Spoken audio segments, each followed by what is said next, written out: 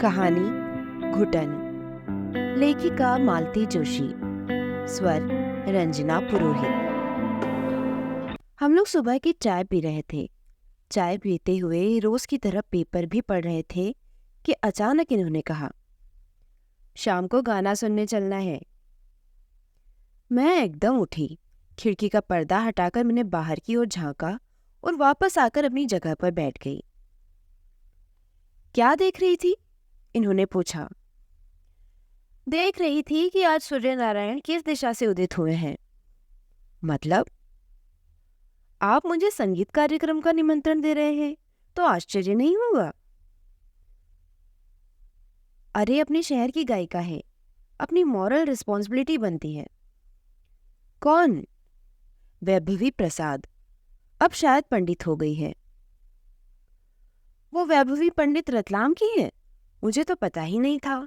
बहुत साल पहले हमारे यहाँ आरंभ कार्यक्रम में आई थी, तब सुना था। हर साल 4-5 नवोदित कलाकारों को बुलाया जाता था। उस साल वैभवी ने बहुत इम्प्रेस किया था। सब कह रहे थे लड़की बहुत आगे जाएगी, और वो सच निकला। टीवी पर तो 2-3 बार सुना है, पर सामने बैठकर सुनने में मजा आएगा। शाम को मैं बहुत उत्साहित थी। कितने दिनों बाद ऐसे कार्यक्रम में जा रही थी जो न शासकीय था न पारिवारिक, विशुद्ध सांस्कृतिक कार्यक्रम था। इन्हें ऐसे कार्यक्रम में कोई रुचि नहीं थी। शादी के बाद 2-4 बार खींचकर ले गई थी, पर पूरे वक्त ऐसी मनहूस शक्ल बनाकर बैठे रहे कि सारा आनंद ही काफूर हो गया। तब से मैंने कहना ही छोड़ दिया है। समान रुचि वाली सहेलियों का एक ग्रुप बना लिया था, उन्हीं के साथ चली जाती। पर रात के कार्यक्रमों में परेशानी होती। वे सब अपने अपने पतियों के साथ आती थी। मेरा भी स्वागत था, पर मुझे ही संकोच हो आता था। फिर बच्चे जरा बड़े हुए तो उन्हें साथ लेकर जाने लगी। सोचा इन्हें भी जरा साहित्य संगीत के संस्कार दे दूं। पर नकुल अपने बाप का बेटा था, जल्दी ही छिटक गया। पर निधि मेरे साथ आती रही। बाद में तो ये हुआ कि वो खुद मेरे लिए जानकारी जुटाकर लाती थी कि कहाँ एग्जीबिशन लगी है, रविंद्र भवन में कौन सा नाटक है, अभिनव कला समाज में किसका गायन है, रंग शिविर में किसका नृत्य हो रहा है। कई बार खुद ही टिकट भी ले आती थी। इन्हें घर छोड़कर जाते हुए थोड़ा अपराध बोध सा होता, पर वो कहती, don't worry mummy, he is enjoying his match on TV. पिछले वर्ष निधि भी यूएसए चली गई है। उसके बिना कभी कभी बहुत अकेला सा लगता है। जैसे कि आशा थी, कार्यक्रम बहुत अच्छा हुआ। कार्यक्रम समाप्त होते ही कई लोग स्टेज पर बधाई देने पहुंच गए। मैंने धीरे से पूछा, हम भी चले? नो। इनका यह नो हमेशा की तरह कठोर और निर्णायक था। हॉल में इतने सारे लोग थे, उनके सामने बहस करना मुझे ठीक नहीं लगा। पार्किंग की तरफ जाते हुए मैंने कहा, आपके शहर की कलाकार थी, आप मिलते तो उसे अच्छा लगता। मुझे अच्छा नहीं लगता, उन्होंने रूखे स्वर में कहा। बात वहीं खत्म हो गई। घर आकर पता चला नकुल खाना खाकर दोस्तों के साथ निकल गया है। हम दोनों खाने बैठे। हमेशा की तरह मैं अनवरत बोले चली जा रही थी, कार्यक्रम की समीक्षा कर रही थी, और ये मौनी बाबा बने चुपचाप खाना खा रहे थे। आखिर मुझसे रहा नहीं गया। मैंने कहा, वैभवी को सचमुच दाद देनी पड़ेगी। ये कुछ नहीं बोले, केवल प्रश्नार्थक नजरों से मेरी ओर देखा। वैभवी ने हमारे औरंगजेब को ऐसा मंत्रमुग्ध कर दिया है कि अपनी स्वर समाधि से वे निकल ही नहीं पा रहे हैं। जरा सिंपल हिंदी बोला करो यार, कंफ्यूज कर देती हो। चलो झल्ला कर ही सही कुछ बोले तो। आपकी चुप्पी से खाना बेमजा हुआ जा रहा था। बिस्तर पर लेटने के बाद मैंने पूरा कार्यक्रम मन ही मन दोहरा डाला। ये मेरी पुरानी आदत है। जो कुछ देख सुनकर आती हूँ, देर तक उसकी जुगाली करती रहती हूँ। आज का कार्यक्रम भी मेरे मानस पटल पर ज्यों का त्यों रेखांकित था। पहले श्याम कल्याण, फिर मधुकोस, अंत में एक निर्गुण भजन। भजन की धुन तो मेरे मन में चक्कर काट रही थी, पर शब्द पकड़ाई में नहीं आ रहे थे। नया भजन था। कबीर के निर्गुण तो मुझे रट गए थे, पर शायद रैदास या धर्मदास का था। मैंने इनकी ओर देखा। ये जाग रहे थे।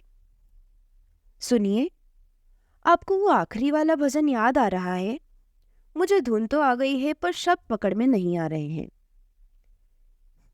एक तरफ तो मुझे औरंगजेब कहती हो और फिर गाने के बारे में पूछती हो।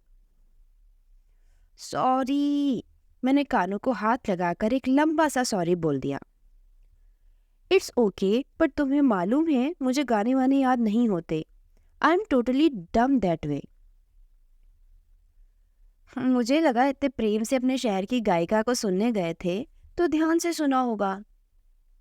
सच बताऊं, I went there out of my curiosity. मतलब? वैभवी का रिश्ता मेरे लिए आया था। क्या? मैं तो एकदम उठकर ही बैठ गई। और आपने मना कर दिया? मैं ही क्यों, पापा, मम्मी, दीदी, किसी को भी ये रिश्ता पसंद नहीं आया। पापा तो शुरू से खिलाफ थे, बहुत नाराज थे। बोले कोई भी मुंह उठाकर चला आता है। अरे भाई, अपनी औकात तो देखो। किसी ने पता दे दिया और चले आए। फिर मम्मी जरा फेवर में थी। बोली गरीब घर की बहुएं जरा दबकर रहती हैं, एक बार देखने में क्या हर्ज है। पापा तो देखने भी नहीं गए। दीदी उन दिनों आई हुई थी। उन्हें साथ लेकर मैं और मम्मी चले गए। जाते समय पापा ने मुझे एक तरफ बुलाकर कहा, देखो, लड़की अगर एक्स्ट्रा ऑर्डिनरी हो तो ही हाँ करना। फिर एक्स्ट्रा तो क्या, वो ऑर्डिनरी से भी गई बीती लग रही थी। एकदम प्लेन, साधारण। हम तीनों ने उसे पहले फुर्सत में ही रिजेक्ट कर दिया था। मध्यम वर्गीय परिवार की कन्या थी, साधारण तो होगी ही। इन लोगों के पास सौंदर्य के साधन प्रसाधन तो होते नहीं है। एक पाउडर का ड्रम लाकर दे दिया जाता है, एक काजल की डिबिया और एक बिंदी का पैकेट। ये होती है इनकी मेकअप किट। और वार्डरोब भी 4-6 कपड़ों में सिमट जाती है। एक आध भारी साड़ी शादियों में पहनने के लिए, 2-4 सूट आने जाने के लिए। मैं जैसे वैभवी के बहाने अपना ही अनुभव दोहरा रही थी। आज वैसे ठीक ठाक लग रही थी। लगेगी नहीं, अब तो हफ्ते में 3 बार पार्लर जाने की हैसियत रखती है वो। सबसे बड़ी बात है सफलता। सफलता का तेज उसकी मुद्रा पर झलक रहा था। आत्मविश्वास की आभा से उसका चेहरा दमक रहा था। हाँ, लेकिन उस दिन उसे देखकर बहुत निराशा हुई थी। मैं तो चाय पीते समय भी बहुत गिल्टी फील कर रहा था, पर दीदी ऐसी दबंग कि उससे गाना भी सुन लिया। गाना? मैं तो एकदम आवेश में आ गई। जिस लड़की को आपने पहली नजर में ही रिजेक्ट कर दिया था, उससे आपने गाना सुना? दीदी की फरमाइश थी। उन दिनों वैभवी का बड़ा नाम हो रहा था। कॉलेज के प्रोग्रामों में, गणेशोत्सव में और शारदोत्सव के कार्यक्रम में खूब इनाम बटोर रही थी। तो दीदी बोली, अब आए हैं तो एक आध गाना तो सुन ले। वाह, कोई फरमाइशी प्रोग्राम था वो। How can you be so inhuman. मुझे सचमुच बहुत गुस्सा आ रहा था। इतना एक्साइटेड क्यों हो रही हो भाई? दीदी से ज्यादा तो उसके पिताजी का आग्रह था। वे बेटी के प्लस पॉइंट को हाईलाइट करना चाह रहे थे। बेचारे, बेटी वाले बेचारे यही तो करते हैं, मैंने उसास भरकर कहा। आपको तो बड़ा गर्व हो रहा होगा ना? किस बात का? इतनी बड़ी गायिका का रिश्ता आपके लिए आया था। इसमें गर्व करने जैसा क्या है? उस समय तो वो इतनी बड़ी गायिका नहीं थी। पछतावा तो नहीं हो रहा कि इतनी गुणी कलाकार को रिजेक्ट कर दिया? पछतावा सिर्फ एक रिश्ते के लिए होता है। कौन से? दिव्या कुमारी। वो एमएलए? हाँ, उस समय वो एमएलए नहीं थी, उनके पिता थे।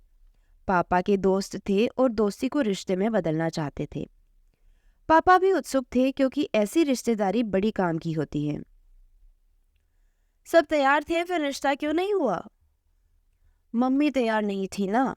बोली नेताजी की बेटी है, यहाँ आकर भी नेतागिरी करेगी, सबको नाको चने चबवा देगी। वैभवी बेचारी गरीब थी, पर शक्ल सूरत अच्छी नहीं थी। ये दिव्या कुमारी जिस सुंदर थी, पर दबंग फैमिली सी थी। मेरा चुनाव शायद इसलिए हो गया कि साधारण परिवार से हूँ और दिखने में भी ठीक ठाक हूँ। पता है, तुम्हें देखने के लिए मैं उस दिन सर पर कफन बांधकर निकला था। कह दिया था कि आज वाली अगर कानी कुबड़ी लंगड़ी लूली भी होगी तो मैं हाँ करके आऊंगा। मम्मी तो बेचारी टेंशन में आ गई थी। पर आपने ऐसा अल्टीमेटम क्यों दे डाला? अरे लड़कियां देख देख कर बोर हो गया था मैं। किसी भी रिश्ते पर सबकी सहमति हो ही नहीं पा रही थी। तुम्हारे समय पापा ने वीटो अपने हाथ में ले लिया। मम्मी की कुछ नहीं चली। दरअसल पापा तुम्हारे लिटरेचर की गोल्ड मेडल पर फिदा हो गए थे। उस गोल्ड मेडल का बाद में क्या बना? कुछ नहीं। ऐसा क्यों कहती हो? क्या विद्या की सार्थकता नौकरी करने में ही है? उसकी अपनी कोई अहमियत नहीं है। मेरी माँ को देखो, उस जमाने की बीए है, पर कभी नौकरी के लिए हट नहीं किया। सिर्फ गृहस्थी की, और क्या खूब की।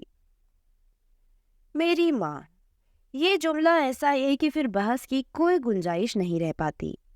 माँ इनके लिए हर बात का मानक है। चाहे फिर वह खाना बनाना हो, बच्चों की परवरिश हो, घर की सजावट हो, पार्टी का इंतजाम हो, मेहमानों की खातिरदारी हो या नौकरों से व्यवहार हो। Mummy is ultimate. मुझे भी हमेशा इसी कसौटी पर कसा गया और 10 में से 5 बार मैं फेल हुई हूँ। वो तो अच्छा है पोस्टिंग के बहाने घर से दूर दूर ही रहना पड़ा, नहीं तो अपना आत्मविश्वास में खोती जा रही थी। मम्मी की जिद के कारण ही इन्हें 25-30 लड़कियां देखनी पड़ी।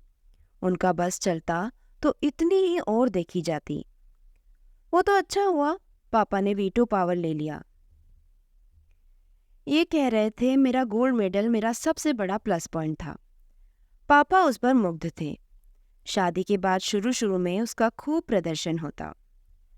फिर स्वभावतः लोग पूछते, कहाँ जॉब कर रही हो? पापा जी एकदम भड़क जाते। उसे जॉब करने की क्या जरूरत है? वो कहेगी तो मैं उसके लिए कॉलेज बनवा दूंगा।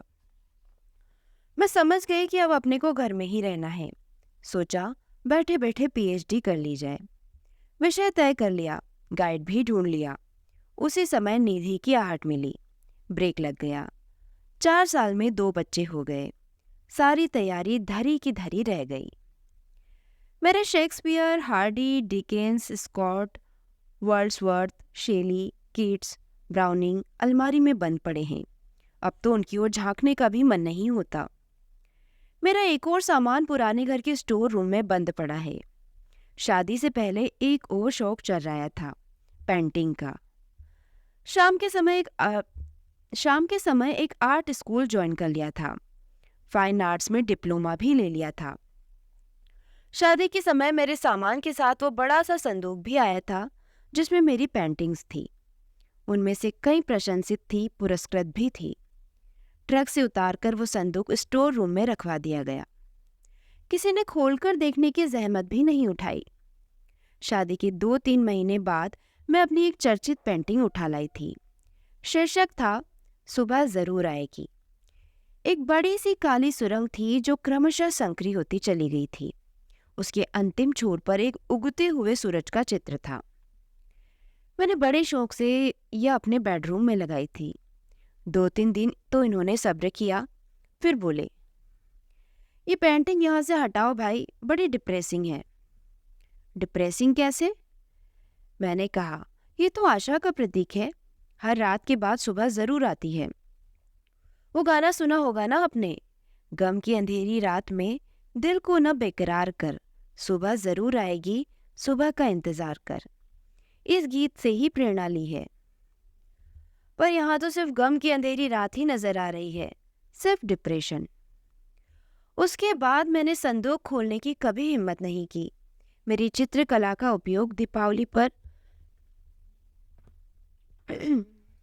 मेरी चित्रकला का उपयोग दीपावली पर घर भर में अल्पना देने भर में होता रहा। बाद में मैं खुद ही उब गई। हाँ, बच्चों के प्रोजेक्ट्स बनाने में मेरी ड्राइंग बहुत काम आई। मेरी डिग्री बच्चों का होमवर्क करवाने में मददगार साबित हुई। पर अब तो बच्चे उस उम्र को पार कर गए हैं। मैं एकदम खाली हो गई हूँ। कभी कभी एक रीतेपन के एहसास से मन भर जाता है। मैं अवसाद से घिर जाती हूँ। पर किसी से कह नहीं पाती, क्योंकि कोई इस बात को समझ नहीं पाता। मेरी अपनी माँ भी मुझे समझ नहीं पाई। कहती है, भरा पूरा परिवार है, ओहदेदार पति है, प्यारे बच्चे हैं, तुम्हें और क्या चाहिए? सुख का आनंद लेना सीखो। कैसे, ये कोई बताएगा? वैभवी, मैंने मन ही मन उससे कहा, अच्छा हुआ जो तुम इन असुरों के, मेरा मतलब है बेसुरों के घर में नहीं आई, नहीं तो गाना क्या गुनगुनाना भी भूल जाती। तुम्हारे तमगों की खूब नुमाइश होती, तुम्हारी ट्रॉफियां अलमारी में सजाई जाती, तुम्हारे सर्टिफिकेट्स फ्रेम में जड़ दिए जाते, पर तुम्हारे स्वर कंठ में ही घुटकर रह जाते। वैसे ही जैसे मेरे रंग बेरंग हो गए, जैसे मेरे शब्द निशब्द हो गए। दोस्तों, कहानी यही समाप्त होती है। कहानी आपको कैसी लगी मुझे कमेंट बॉक्स में लिखकर ज़रूर बताइए। दोस्तों, मेरे द्वारा सुनाई गई कहानियाँ आपको पसंद आ रही है तो प्लीज़ मेरे चैनल को सब्सक्राइब कीजिए और अपने दोस्तों तथा परिचितों में शेयर भी कीजिए। आपका बहुत बहुत धन्यवाद।